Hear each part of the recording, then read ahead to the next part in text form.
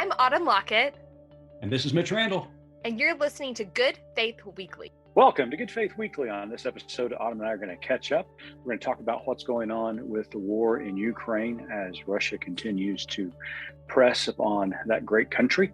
We're also going to talk about the start of Lent and what we're giving up or what we're adding during this time of reflection and remembrance.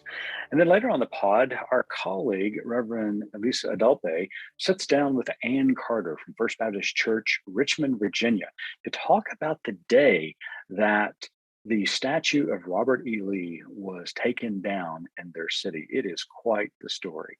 So stay tuned. It's going to be a good episode. Rainforest, volcanoes, coastlines with crystal blue water, fresh fruit and seafood. Join Good Faith Media for an immersive experience on Hawaii's Big Island. Discover brilliant night skies with our friend, astrophysicist Paul Wallace. Explore and have fun with your small group of adventurers. Join us May 21st through the 28th. Learn more at faithexperiences.org. Autumn, guess where I am? Well, the audio quality is a little weird. Are you inside of a tin can? I am inside of a tin can in the city that is so nice they named it twice. The Big Apple, New York City. Jealous. New York. Are you there just to see the Rockettes and stuff, or what's happening?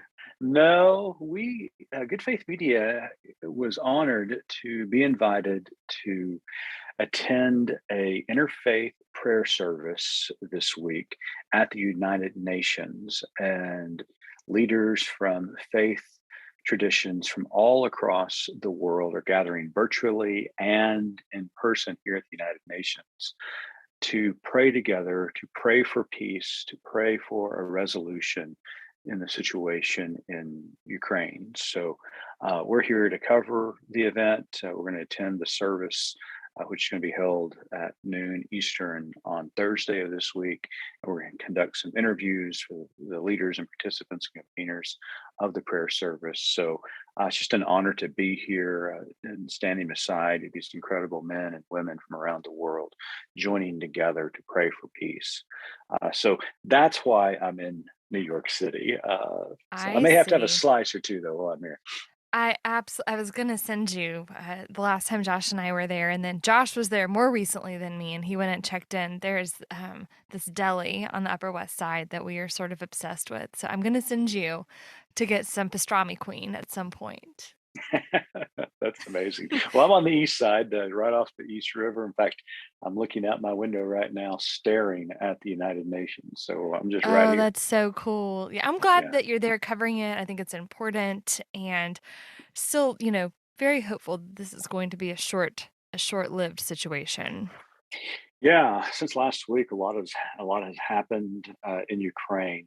I believe wholeheartedly that President Vladimir Putin thought that his troops were going Did you air quote president?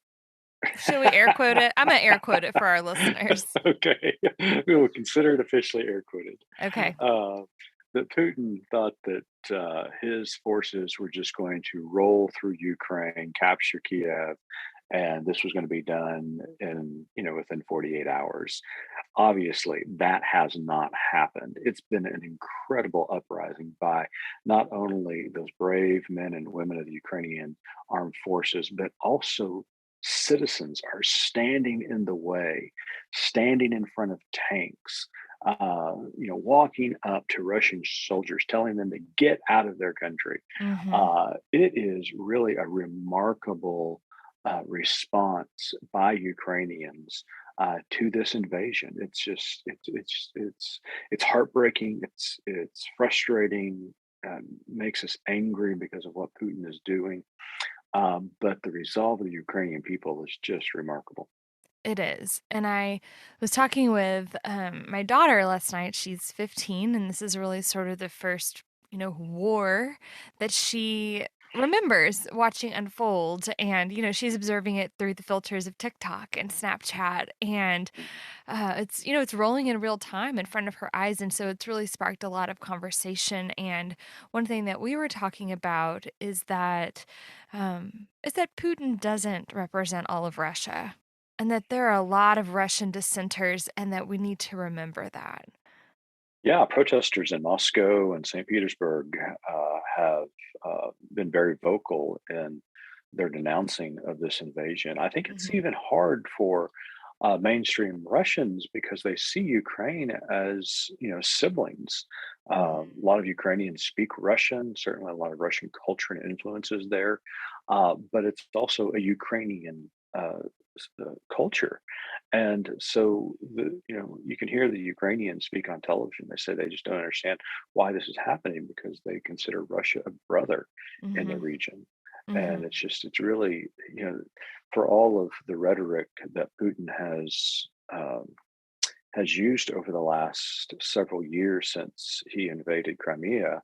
They didn't think he would go this far, but here he is. Mhm. And they're sitting on the doorstep of Kiev. And I think, unfortunately, it's only going to continue to get worse. I hope that the resolve of the Ukrainian people, I hope that European countries, it seems as though while they're not putting boots on the ground, they're supporting the Ukrainian armed forces with weapons and ammunition to fight back. So it's going to be interesting to see what happens, but we're praying for peace here in New York City at the United Nations.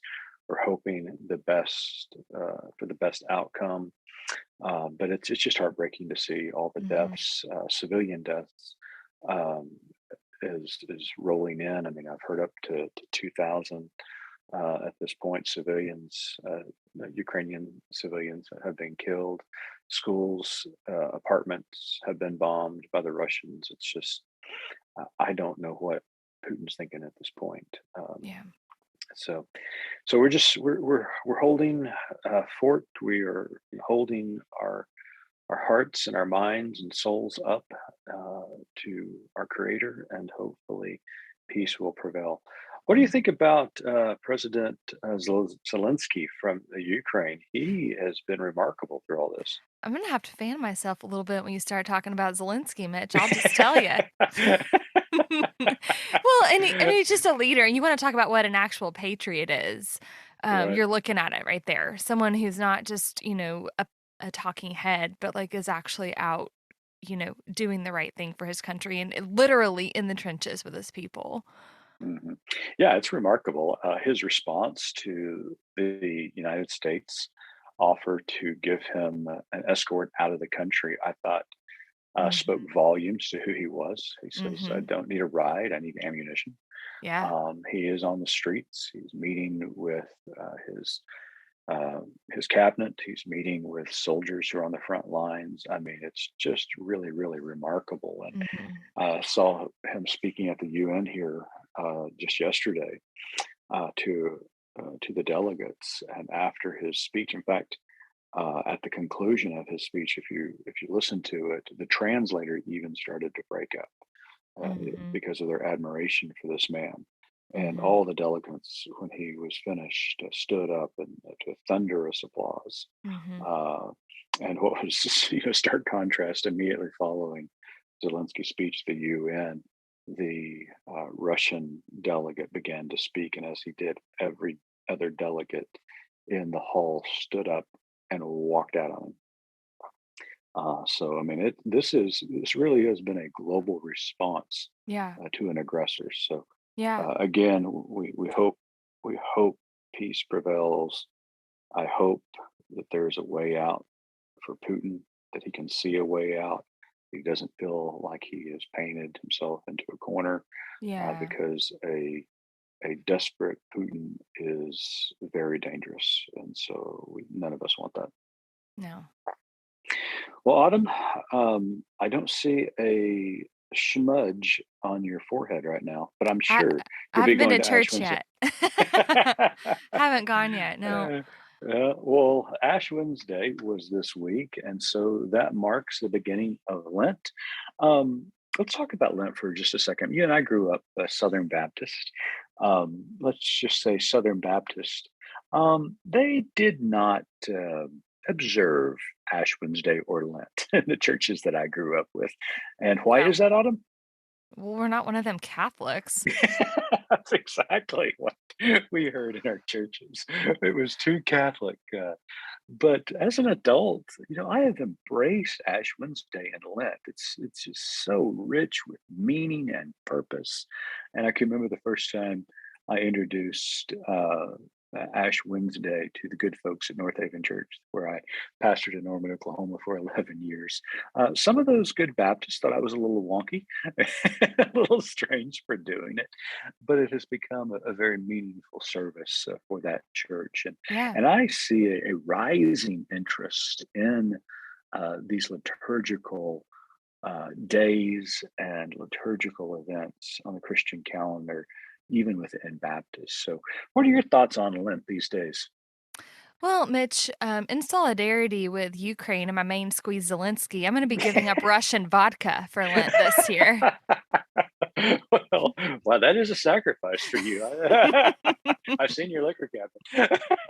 It's full because we just really never drink. But no, in all seriousness, there have been Lenten times in my life where I've given up something as silly as an alarm, a snooze button on my alarm clock, and Yeah. just getting up and greeting the day. I've given up sweets. I've given up different things along the way.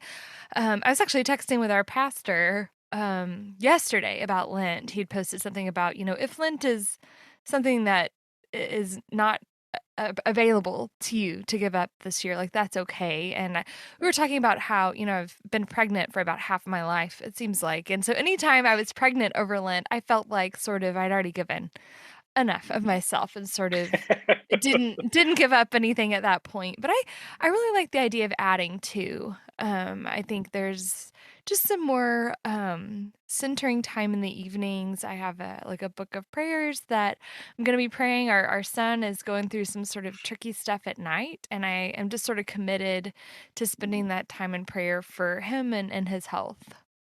I love that. I mean, it's one thing that we talked about in church when I was pastoring, is that, the whole idea during Lent is when you deny yourself something, and sometimes that's fasting during the day. Um, this physical denial, it's this physical sacrifice that allows you to clean your body, which in turn also makes you mindful. It does something to the spirit Hmm. as well. But also, I love this idea of if you cannot give something up for whatever reason, to attempt to add something to your day that is meaningful and purposeful. I love exactly what you said, that you're praying for your son. I've heard other people who are volunteering or you know paying for coffee for the person behind them in line. I mean, there's a lot of good things that we can do. And by golly, Autumn, if there's one thing this world needs right now, it's kindness and Hmm. grace and generosity. So I'm looking forward to Lent. I've been thinking about Yeah. it and trying to figure out what I'm going to do. It's very personal for me, so I don't share a whole lot in public. But I'm certainly going to find something that I can add to my faith during Hmm. these 40 days, excluding Sunday towards Easter. So, hey, we didn't talk about this in the intro, but I do want to talk about it because it's out of your home state. There was a very, very egregious bill signed last week in the state of Texas Hmm. that permits parents and I guess just citizens of Texas to be on the lookout and to turn in parents of transgender children. Um, and basically tagging any kind of counseling by an adult of a transgender child that is favorable, turning that into, Acceptance at all, right? Of that yeah, gender. is child abuse. And I mean, this should be alarming. I Yeah. don't care. I don't care. If you have a theological conviction of, you know, about this particular issue. This law is egregious, Hmm. Hmm. and it is frightening. So Mhm. what have you heard? I mean, I know you still got a lot of contacts down in Texas. Yeah, I do. There's been an uprising, really, of folks who are, especially, our social workers, our teachers, our people who have a duty to report. Um, and how do you hold that tension of knowing that the importance of parents responding favorably to a child who is, dealing with what gender they are, um, knowing that acceptance is key to that child's survival, and then you have lawmakers saying if you accept your child and try to do anything to be productive and accepting of them, that it's abuse. It's really tricky. I did see that the ACLU out of Texas is filing an amicus brief about the situation, and so I'm hopeful that that will get some traction. But it happened very quickly too, which is Yeah, what's really scary. it did. And we're just so let the audience know, we are in the process of booking somebody from down in Texas to talk about this issue. So we're hoping to visit with them hopefully by next week Hmm. on what's going on and kind of the reaction, because there are already cases where parents are turning other parents in and turning teachers in. And so it's just I don't understand it. I don't get it.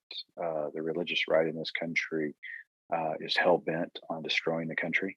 They thrive on division. They thrive on the oppression and marginalization of other people, especially minorities. And I'm fed up with it. And until the the the more progressive people like us, we continue to speak out on it. But until moderates, until to be even more frank, until moderate white folks get outraged about this, nothing's going to happen. Mm-mm. And Mm-mm. so I hope that this does it, and they can see the handwriting on the wall that this is the kind of country that the religious right is trying to create. And I will not have it. I will not stand by and stand idle to see laws like this pass that No, are and talk so about harmful. picking on the least of these. Goodness Hmm. gracious, you take a vulnerable population of children? Like, Hmm. really? That's who you want to pick on right now. Don't think that would be on Jesus' agenda, Mitch. No, no, I agree. I agree. Well, Autumn, you and I had the week off from interviewing anybody this week. Mhm. A lot of it had that to do with my travel schedule.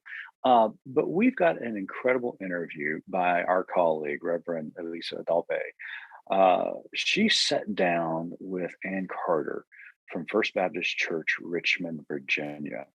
It is an incredible story. We heard this story a few weeks ago when Elisa and I attended the Oasis conference of the Cooperative Baptist Fellowship in Montreat, North Carolina. One of their ministers was there. And we started talking to them about what happened during the summer of 2020 and afterward in the city of Richmond, especially with so much attention focused on the Robert E. Lee statue there in Statue Row there in Richmond. And we heard this story about what First Baptist Church, Richmond, Virginia, did at the prompting of this beautiful, wonderful woman Mm. the moment the statue goes down in Richmond. And so it's a great interview. Lisa does a great job talking with her and visiting with her. And the story is just remarkable. So I think you're going to enjoy it. Stay tuned, and we'll be right back. Marvel at Pacific Coast wells. Wonder in rainforests. Explore wild coastlands and towering cliffs. Join Good Faith Media for a unique and immersive experience in the Pacific Northwest and Olympic National Park. Enjoy engaging conversation with your small group of adventurers led by our team, which includes a journalist, historian, and theologian.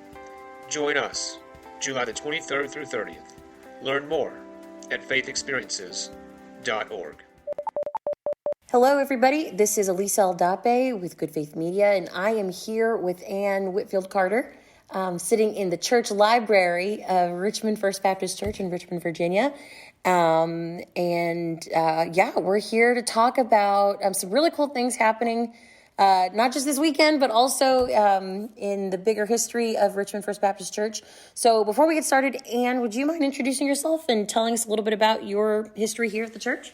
Sure. I came to First Baptist Church in 1992. I had been a journeyman with the Southern Baptist Foreign Mission Board in Japan for 2 years, and came home and didn't know what to do or anything. My parents had actually left the church they had been in and had joined First Baptist in my absence.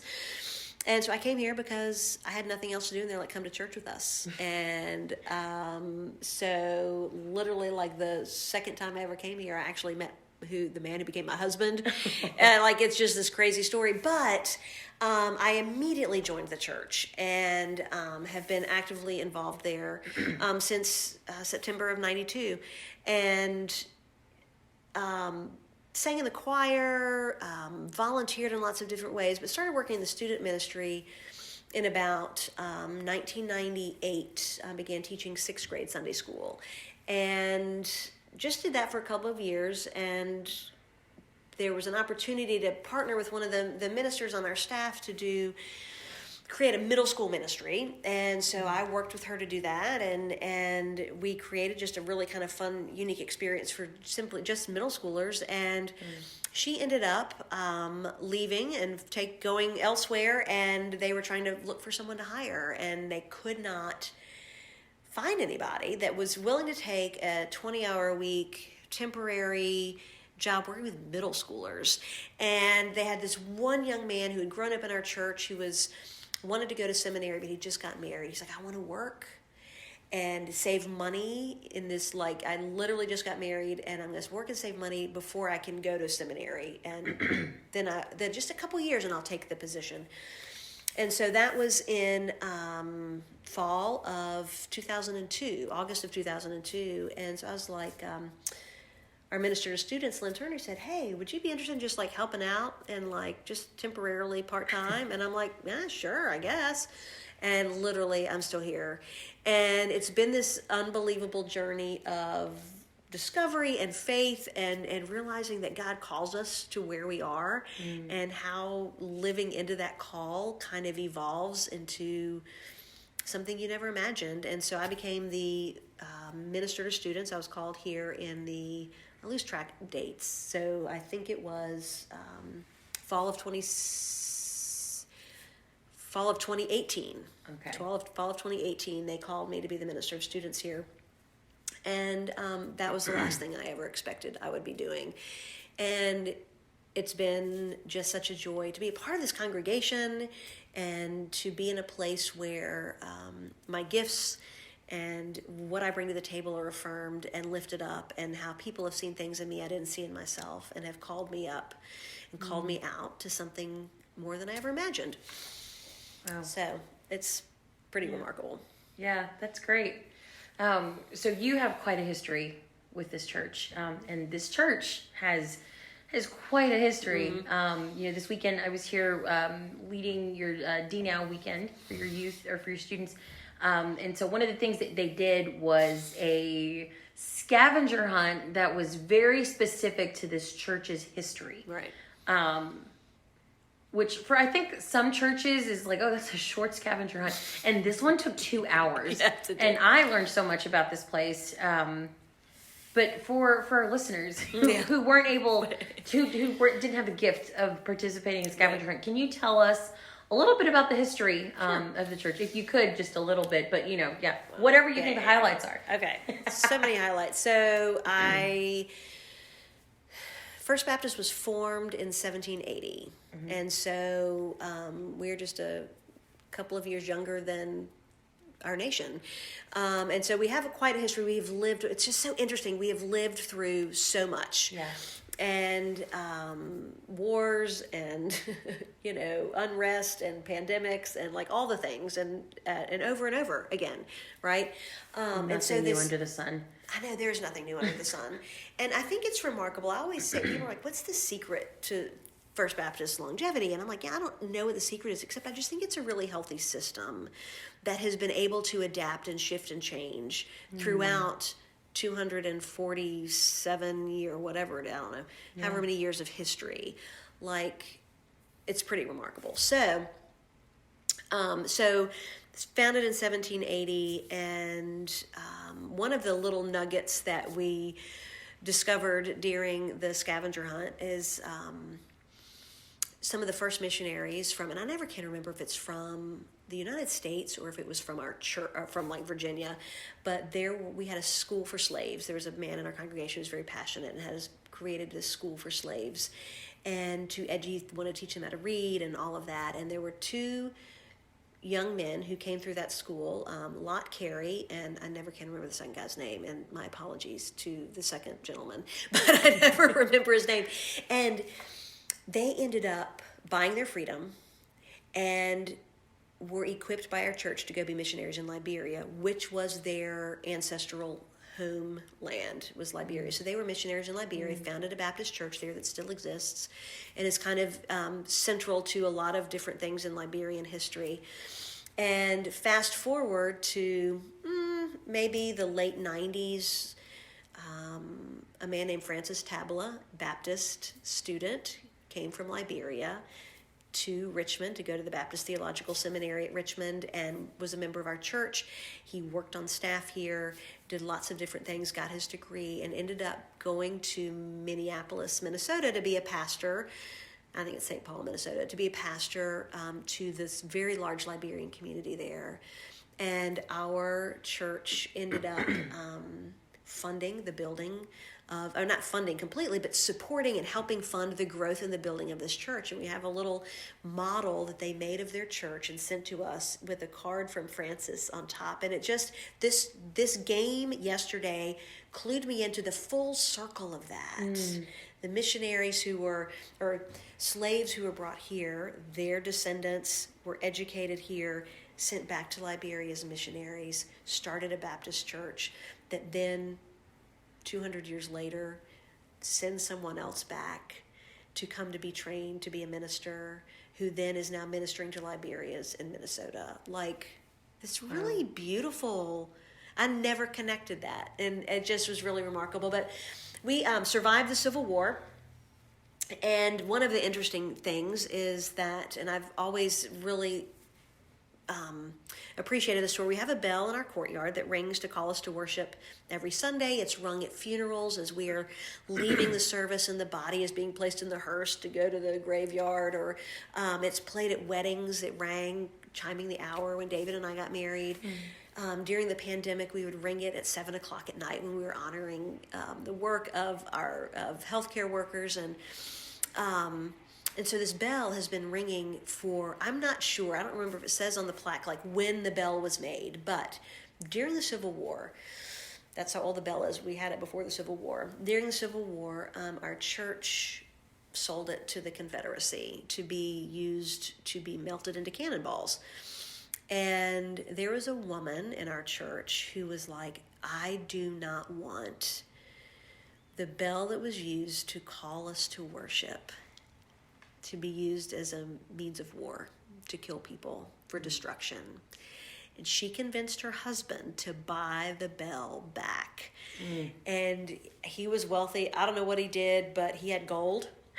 He gave gold to the Confederacy, bought the bell back, and that bell, it's a big bell, sat in their living room until the Civil War ended. I'm sure that was just like kind of a pain. Big bell sitting in the middle of your house. And so then once the war was over, they hung it back in the bell tower. And we actually were at a different location at that time, downtown at 12th and Broad. And it rang there until they moved here, I think in 1920. They moved to this location at the corner of Monument Avenue and the Boulevard. Wow. So just kind of a remarkable history. And that bell rings at least once a week, if not more, here. Yeah. So, wow. Yeah. Wow. Yeah. So, quite a history. I mean, but even before they were here on Monument Avenue, and And so, yeah, the unique thing about, one of the unique things about Richmond First Baptist is that y'all are located on Monument Avenue, which I learned a few years ago when I thought I was running a 10K for like federal government monuments. Turns out they were Confederate monuments. So I was like, oh, that's what they mean. So that's what I learned while I was running this thing. This 10K was just running up and down these statues of Confederate generals, Confederals. I like to call them for short. No one has time. And yeah, so y'all, you know, among the 242 years at that point, 240 years of history that y'all that this church has borne witness to, 2020. I mean, talk about a year to ring those bells. Like you said, you rang those bells for funerals and at 7:00 to honor frontline workers who were risking their lives daily. Something else happened in 2020, and it has to do with your church bells and your bell. Can you tell us a little bit about that? Last week, Michael Lacey, who's another minister here at the church, you know, we were talking about youth ministry and the pandemic at Oasis, which is the CBF Youth Ministry Retreat. And last week, he gave us a snippet of the story. And it was enough for Mitch to, you know, he's like, we need this story now. And I was like, I got you. I'll be there next week.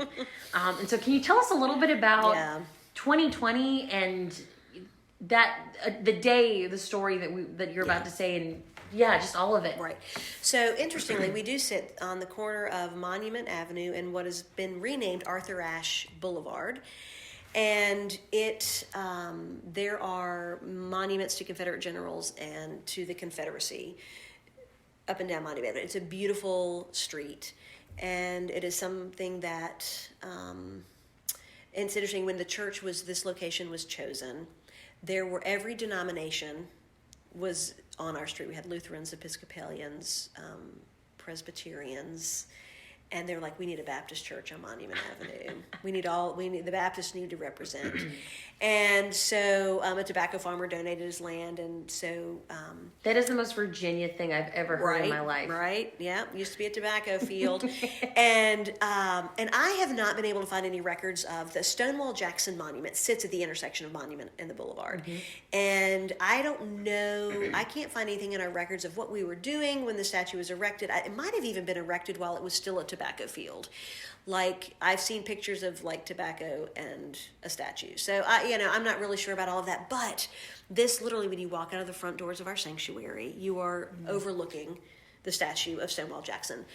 So there had been talk over the years about these statues coming down, and we never knew when it was going to happen or how it was going to happen. And one day, I'm actually driving to church. I've been meeting with a student, and I was get a text. Oh my gosh, the statue's coming down. Stonewall Jackson's coming down. And I was on my way here, and so I remember just driving down the boulevard, and you can see him sitting up high above the boulevard as you come all the way down from 95 to the church. And there it was, crowds gathered. And we, it was packed. It was packed, and it took hours for them to take this statue down. And so we're outside, all in our masks, and it's July the 2nd or July the 3rd. It's hot, and we're out there. We're handing out water. Our staff is out there. They've just gone and like emptied out the refrigerator. They're handing out water to people, and just a real lovely sense of community and camaraderie. We're just sitting there, just like watching people, what seemed like with a nail file, trying to separate the statue from the pedestal, and so I'm just kind of walking around. I'm seeing people that I hadn't seen before in a long time, because it was in July of 2020. We hadn't been together since the beginning of March. And so church members had come down to see what was happening. There were neighbors here.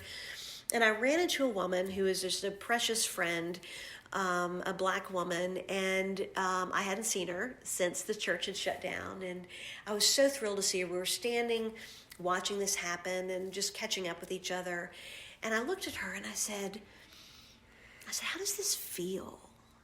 What does this feel like for you? And she said, I don't really have words, but I never thought this day would happen. She said, I never thought there would be a point when these statues would come down. And I said, so what is it like to live in the shadow of these statues? And she said, and I can't quote her exactly, but the gist of what she said is, she said, I always felt like I didn't belong here. That it's always like when I drive under these statues, it's like, remember your place. Oh, man.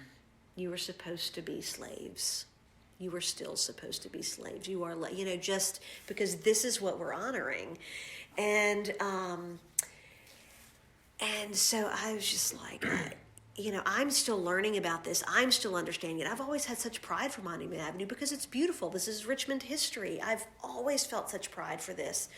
But in that summer of 2020, as I was learning and exploring and experiencing, reading Black and Brown voices and understanding that perspective and not just my own white historical perspective, where I had been taught the history of people who are white, right? And through that lens. And so I was starting to learn all of this, which is why when I was talking to her, I was asking those questions. And so as we chatted, one of the things that she said was, she looked at me and she said, wouldn't it be amazing if the bell rang when the statue came down? And I got goosebumps and tears filled my eyes. And I was like, oh my gosh, that would be the most amazing thing. I said, wait here. Don't move. I'll be back. So I'm running and I'm trying to find our church staff who's outside saying, what do you think if we rang the bell? And they're like, I think that when the statue comes out, I think that would be amazing. That'd be a really good idea. And the whole time I'm thinking, the history of this bell, right? Yeah. That's been calling us to worship for probably not the entire 242 years of our history, but a big chunk of it that was rescued from being melted down during the Civil War, where the Confederacy was fighting to be able to keep slaves. That the statue coming down and that bell ringing could be, I don't know, I got chills. And so everybody seemed to be positively responsive to this. I talked to our building support because it's quite an ordeal to ring the bell. It's really heavy. You got to climb on a thing, you get a hook, and you're like hanging from it and to ring it. So I had to make sure we had everything in place. And our building administrator said, you need clearance from the pastor. I was like, I need clearance from the pastor. So at that period of time, we were recording worship on Wednesdays in our sanctuary, and the worship had started recording at 3:00 when everybody's outside. It's loud, it's chaotic. They kept having to stop because it was really noisy and then start up again. And I'm waiting outside the door, like looking through the crack, waiting for Jim to come out.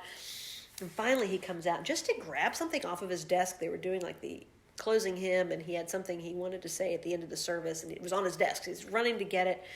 And I'm like, Jim, what if we rang the bell when the statue comes down? And he stopped, looked up to the left, and he says, yes. Okay, I run outside. And so, this is taking really time. The storm clouds are gathering, like actual storm clouds are gathering. We hear the rumble of thunder. We're looking on our phone radar, and it's like massive storms, like it's orange and yellow, and like lightning strikes everywhere. And I'm like, and we stayed out there. And as the statue was coming down, lightning is flashing. I mean, thunder's immediately booming, and the bell starts to ring, and it just rings and it rings and it rings, and it's pouring rain. And the lightning is flashing, and we're cheering, and we're weeping, and the bell is ringing, and it just went on and on as the statue slowly, it looked like Stonewall Jackson was riding down Monument Avenue. And once he was down, the bell stopped, and everyone kind of slogged their way to the car. But I will never forget those moments and the bell ringing. Bells ring for weddings and celebration. And I was thinking about my Black friends who were celebrating this one small step toward feeling as though they belong here, or one step in the removal of the thing that reminds them every day that they don't. And then I think about bells ringing for funerals and the grief and the loss, and I thought about my white friends who are struggling to understand, and for them this is loss, right? And that for them that's the bell of grief, but it was also the bell of grief for me because I am grieving the fact that I never understood what it meant. I never understood. And I never understood how it hurt my Black friends. And I was grieving for the ways I had unintentionally hurt other people.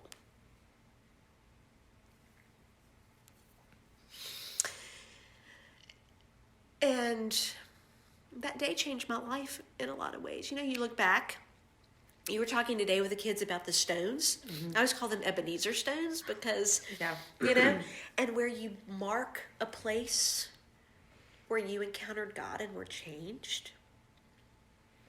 That was that. One of those for me that day. Because I learned something about myself that I needed to change and to adapt and to learn and to grow from. I learned something about people of color, my friends, my Black friends, and literally until that day, I didn't understand. I tried, but I couldn't. And until that conversation with one person who said, every time I drive by, this is what it feels like. And I don't know. I don't have any more words about it. I don't know. I don't know what else to say. It's just like, it just... And the other thing that was interesting is how misunderstood it all was. We had a lot of people angry with us. Mm. Well, that was my next question. Yeah. What was the response from outside the church? From outside the church,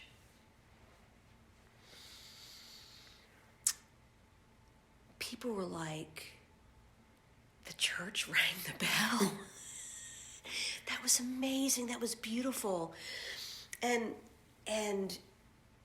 I have a lot of friends who know this is where I work and where I go to church. They are not church people. And they were like, your church was there. Your church showed up. Your church rang the bell to honor and to celebrate this. And there ended up being an article in the Washington Post about it. Like I heard it on the news. I heard it on NPR. Wow. You know, and the bell clanging in the background in the middle of the rumble of thunder and the cheers. You know, and people were like, they're like, yeah, that's what the church is supposed to be. Like they're in the middle of what's happening in their neighborhood. That's what the church is supposed to be doing. And some people from outside the church were very, like outside our church, were very ugly about it and dismissive about it, and, you know, that we were dishonoring our heritage and our history. And we have people from within our church. We had to take down our Facebook post because all we did, we posted a picture or a video, I don't remember, that just said, history happened today. That was the post. And it was, the responses were so many responses were hate-filled. We had to take it down. We had to shut it off. And so I think about my Black friends who were out there standing, watching this happen, witnessing this, and feeling a glimmer of hope that maybe, just maybe, we are starting to understand, right? And then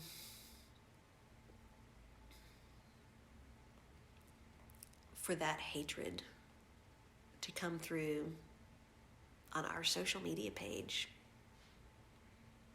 and how hurtful that must be. It's messy. Yeah. It's tricky. And for me, the line comes with when you mistreat other people with your words or with your actions. That's when I'm like, I draw the line. Mm-hmm. We can not agree and have civil conversation about it and agree to listen and to learn, like all of that. You know, I hold space for that because people held space for that for me while I listened and learned. But when you start name calling, when you start judging and cursing and condemning and threatening, that's when you in no way reflect the body of Christ. Yeah. Wow. Thank you. Yeah. So you're right. This is it's a mess. It's so messy. You know, I think 2020 was the year. You know, we all know language matters, right? Our words, the words that we use, the words that we intentionally have used in everyday language. You know, those matter and they hold power. And sometimes we don't know the origin and the history behind them, right? Right. And I feel like 2020 was the year, and not maybe necessarily that we all got it, but it was the year of reckoning. It's like, you want to know that everything you understand about our language, about our culture is rooted in white supremacy. And so it was messy, and it was, in a way, it was also healing because it was just like, let's just burn this all down and start from scratch. We need a new language. Right. We know better. Right. We have to do better. Right. And so I think everybody every community, every person had to start somewhere. Right. And, you know, maybe it was someone realizing that master bedroom was also rooted in white supremacy. Like, right. What? Never thought about that. Never thought about it. Yeah. Because I never had to think about it. And then suddenly, like, I mean, it was, again, a whole new language has to be constructed, right? Right. And so, for First Baptist, you know, to have this history, this over 200-year history, and in 2020, you know, not to say that the church has ever ignored it, because I don't think this church has ever ignored the history happening on their street or within their context. But what do you do with this? What does a church do with this in the days after the idols come down? I don't know. What did First Baptist do? So, and I think what made this so hard is that we weren't together during this time, right? Like physically. We were all sitting in our houses, zooming into church, watching church on Facebook. We weren't brushing shoulders in the hall. We weren't singing and sharing hymn books with each other in worship. We weren't eating dinner around tables in the dining room. And so it was really hard because we weren't together to talk about it, to navigate it, to process it, to learn from it in community. It was everybody at home. Yeah. Right? So,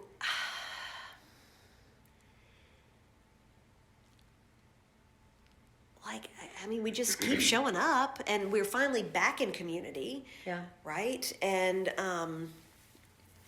we keep trying to be the presence of Christ on our corner and meet the needs of our neighbors and hold space for all of those conversations that need to happen, and to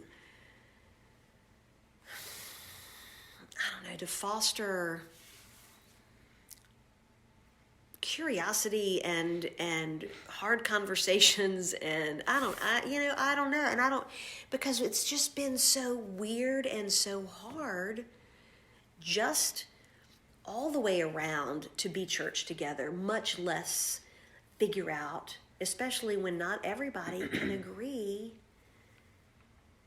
like for so many people, Black Lives Matter is a battle cry, and it's a call to violence. And for some people, Black Lives Matter is us acknowledging that Black lives are precious, and we haven't treated them as such for many, many generations, and it's time to correct that. So how do you move forward as a congregation when not everybody can come together and agree on that? And, we are getting ready to hold this is our 5th year, which predates all of the 2020 stuff, but we do a Black History Month, a book read. We invite the city to a book read. And we read, this year we're reading Jamar Tisby's Color of Compromise, which is such a powerful book because it takes history and he summarizes all these different eras of history, of American history, through a Black lens, which is so helpful for me because I didn't learn history through a Black lens. None of us did. I can bet that none of us did. And which was eye-opening in and of itself. But what was even more profound for me as someone who loves the church and is committed to the church and who truly believes the church should be the body of Christ in our world, right? It should be living and acting as Christ's presence in our world, that every chapter in every era of history, Jamar evaluates the work of the church and what the church was doing in that era of history. And sometimes the church was doing the right thing, but more often than not, collectively, the church was doing the wrong thing, holding up institutions of slavery, holding up economic just the economy and flourishing of white Americans as the most important, and denying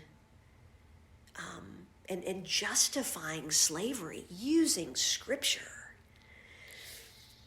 But every single era of history, go all the way through the civil rights movement and all of that, you see how the church could have changed this story at every single point in history. And we didn't. The church didn't. Some churches did and made really wonderful strides and doing things that were truly being the presence of Christ in the world and trying to elevate everyone and trying to create equity and justice and break down these systems that do seek to oppress. But as a whole, it wasn't enough because not enough churches did that. So that's the book we're reading this month. And in March the 7th, we gather in Flaming Hall. We have a conversation, and Jamar will be here for that conversation, and I'm really, really excited about that. And so our students really care about it. Yeah. And they are curious, and they are learning. It's interesting. Most of them are farther along than I am. I've got a lot of old stuff to uproot, right? 53. And I've got a lot of stuff to uproot. But they teach me.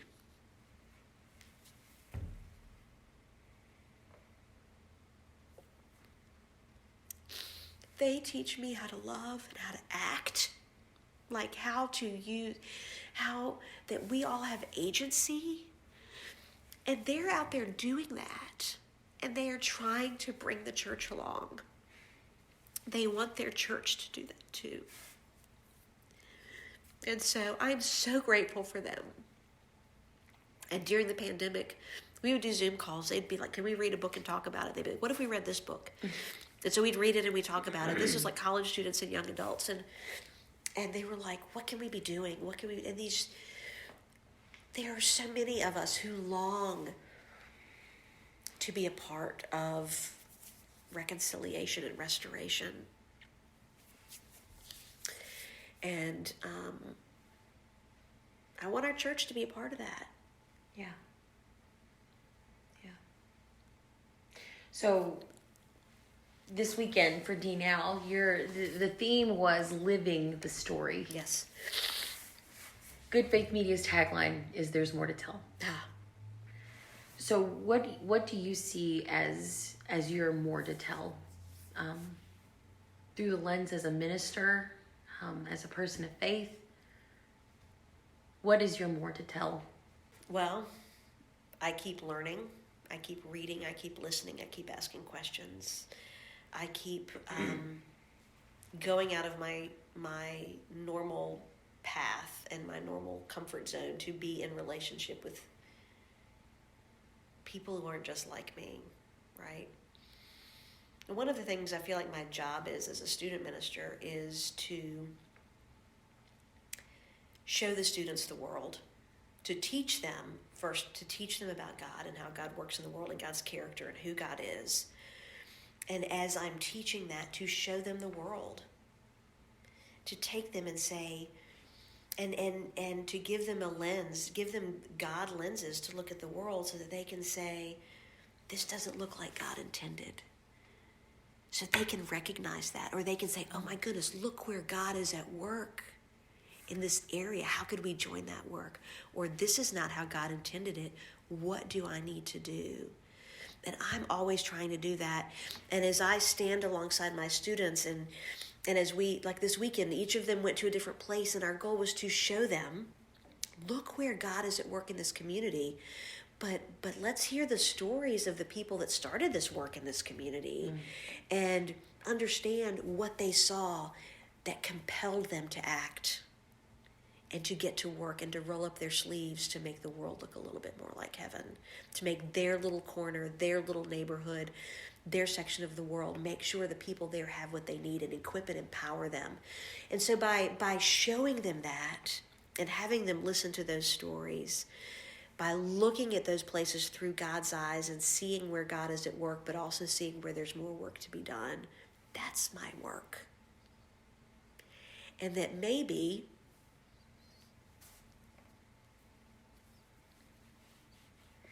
in that work, in these students' lives, God will plant a seed that we can, as a congregation, cultivate and nurture and water